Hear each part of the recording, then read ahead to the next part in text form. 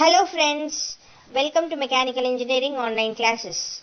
Today's lecture will be delivered by Miss Shravanti Sri Ramoju. So our today's topic is electrical strain gauges. So electrical strain gauge is any device in which change in length will produce change in some electrical characteristic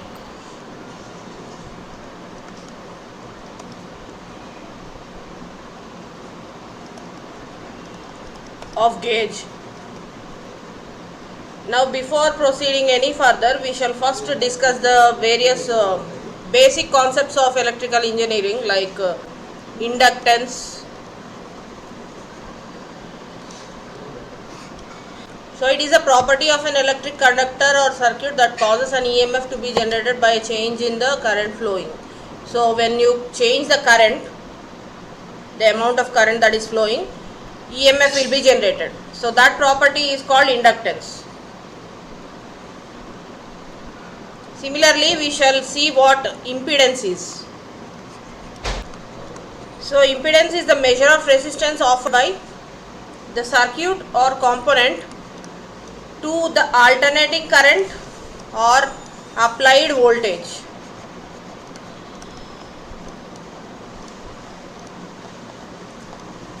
So it is easy to understand from the definition. It is a measure of resistance offered by the circuit to the alternating current or applied voltage. Mutual inductance.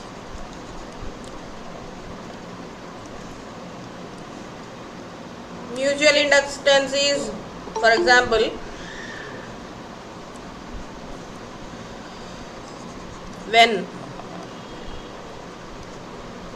an EMF is produced in a coil because of the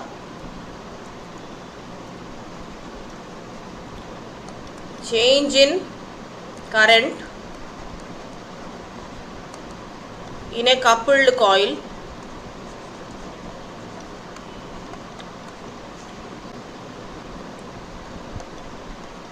the effect is called mutual inductance.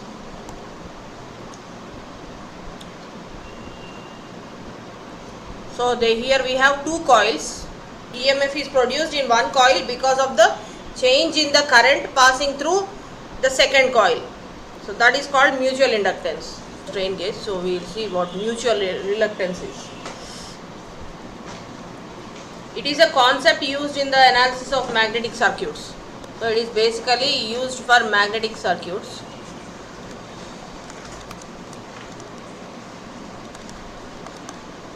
So it is a property of a magnetic circuit of opposing the passage of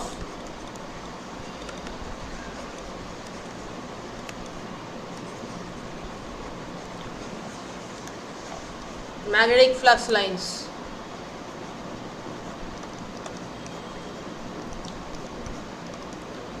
So it is a property of opposing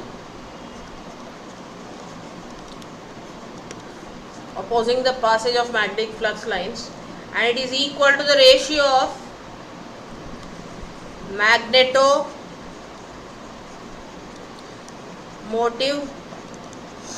force, just like electromotive force, it is magnetomotive force to the magnetic flux.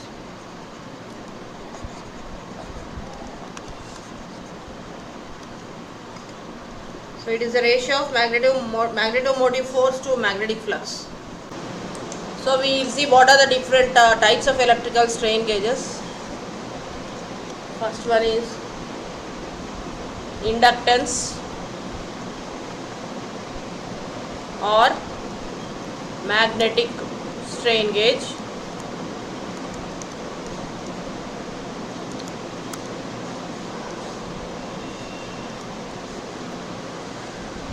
Second basic type of electrical strain gauge is capacitance strain gauge.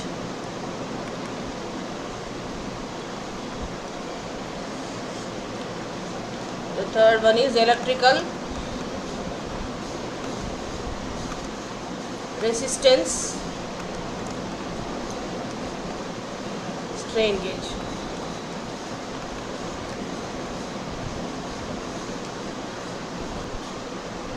So coming to the inductance or magnetic strain gauge, this is a device in which mechanical quantity to be measured produces a change. So this will produce a change in magnetic field.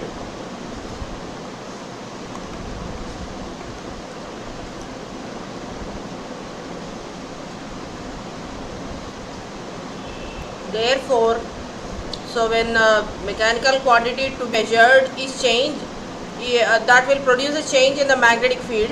So because of the change in magnetic field, the impedance of the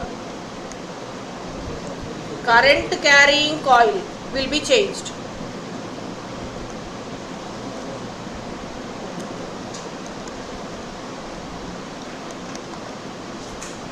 So depending upon how we are changing the impedance of the current carrying coil, inductance strain gauges are of several types. The first of which is variable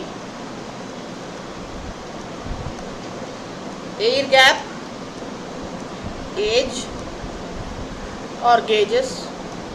The second one is movable core solenoid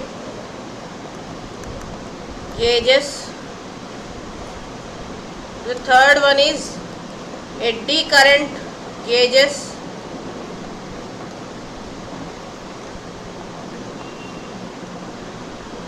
The fourth one is magnetostriction gauges.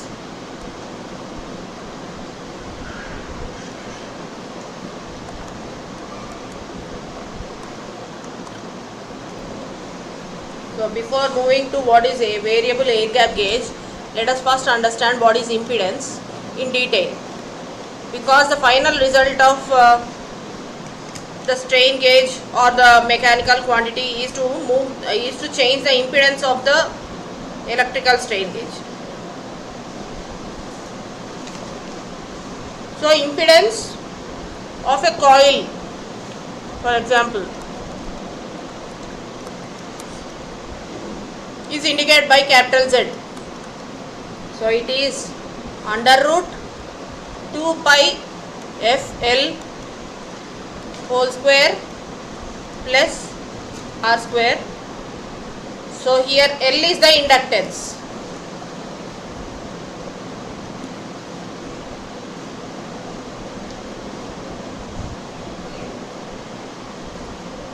So L for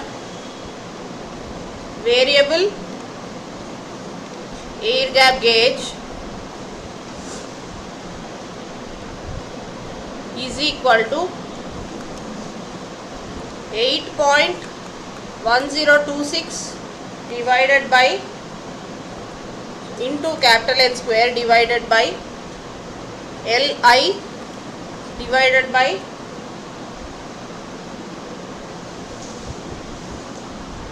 M into AI plus LA by AA into 10 power minus 8, where capital N is the number of turns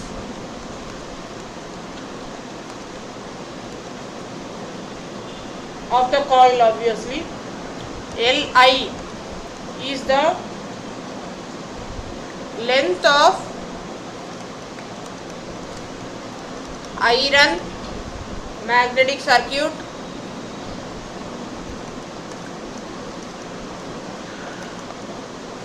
in centimeters. LA is the length of air gap.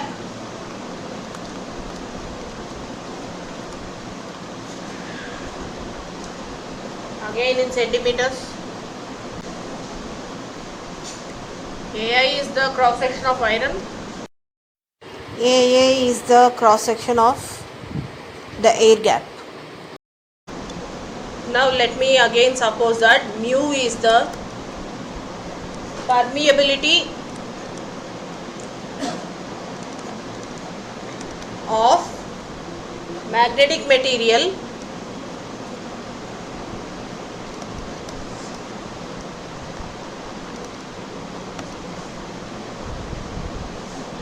at the maximum alternating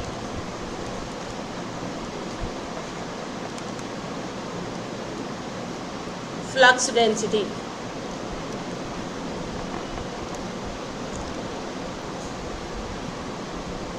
So if mu is large,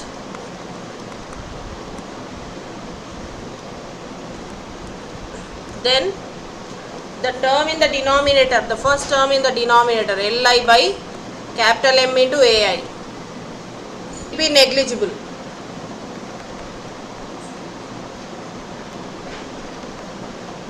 So if mu is large, then this term will be negligible compared to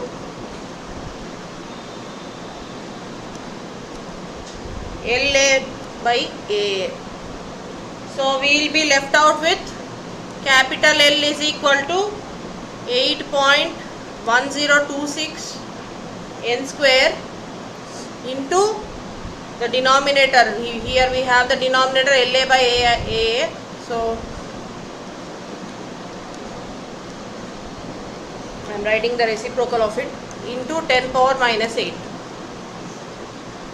So from this equation again you can assume, you can deduct that L is inversely proportional to LA. The relationship between voltage applied, that is denoted as capital E, this is capital E, across a coil is and flux density in its core is given as capital E is equal to 0.10667 into B into A into N into F into 10 power minus 8,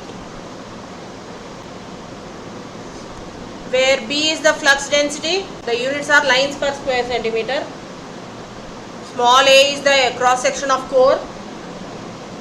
By changing the air gap, the reluctance of the magnetic field will be changed and that will be noted in the meter. So for example, if motion to be measured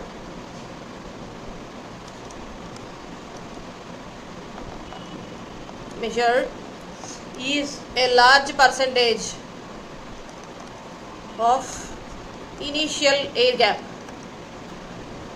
The percentage is large but the motion is not large. Very large impedance changes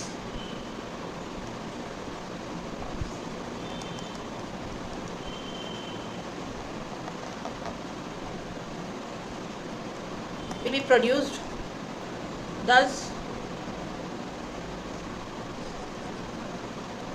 making large amounts of electric energy become available.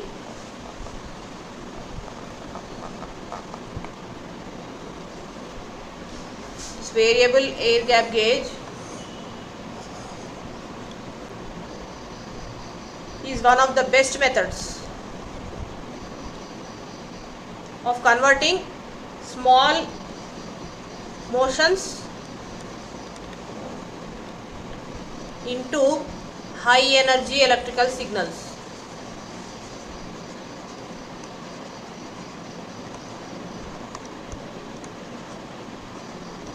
Again I use the word small motions because large in the sense here the motion is large in the sense this motion is measured as a percentage of air gap, and if that percentage is large, so for that small motions we are getting high energy electrical signals.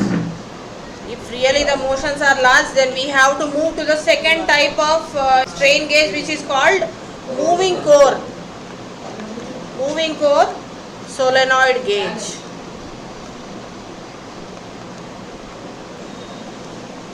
This is the second type of inductance strain gauge, which is used for large motions.